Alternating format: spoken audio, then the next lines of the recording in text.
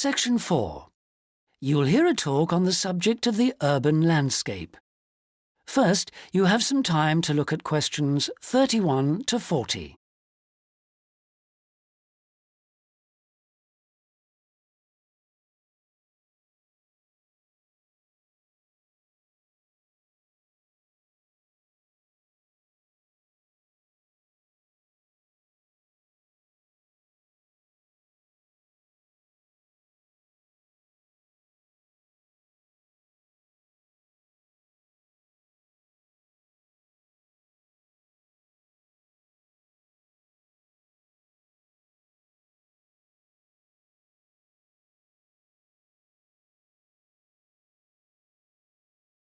Now listen carefully and answer questions 31 to 40. Good day, ladies and gentlemen. I have been asked today to talk to you about the urban landscape.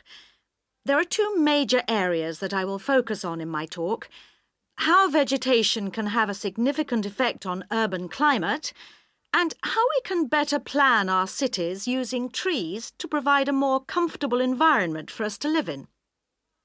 Trees can have a significant impact on our cities. They can make a city as a whole a bit less windy, or a bit more windy if that's what you want.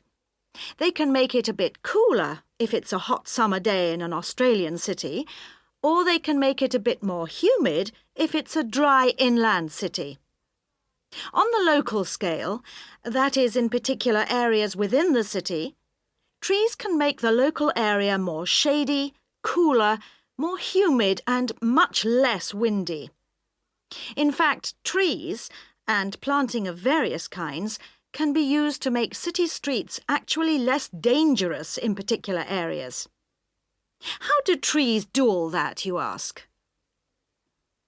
Well, the main difference between a tree and a building is a tree has got an internal mechanism to keep the temperature regulated. It evaporates water through its leaves, and that means that the temperature of the leaves is never very far from our own body temperature. The temperature of a building surface on a hot sunny day can easily be 20 degrees more than our temperature. Trees, on the other hand, remain cooler than buildings because they sweat.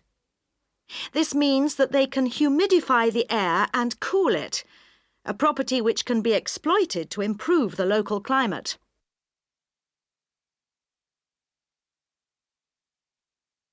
Trees can also help break the force of winds. The reason that high buildings make it windier at ground level is that as the wind goes higher and higher, it goes faster and faster.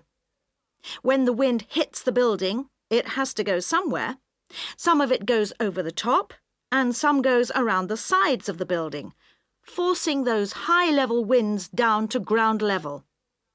That doesn't happen when you have trees. Trees filter the wind and considerably reduce it, preventing those very large, strong gusts that you so often find around tall buildings. Another problem in built-up areas is that traffic noise is intensified by tall buildings. By planting a belt of trees at the side of the road, you can make things a little quieter, but much of the vehicle noise still goes through the trees. Trees can also help reduce the amount of noise in the surroundings, although the effect is not as large as people like to think. Low-frequency noise in particular just goes through the trees as though they aren't there. Although trees can significantly improve the local climate, they do, however, take up a lot of space.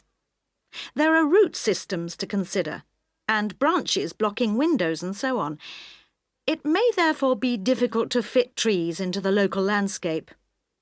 There is not a great deal you can do if you have what we call a street canyon, a whole set of high-rises enclosed in a narrow street. Trees need water to grow. They also need some sunlight to grow, and you need room to put them. If you have the chance of knocking buildings down and replacing them, then suddenly you can start looking at different ways to design the streets and to introduce That is the end of section 4. You now have half a minute to check your answers.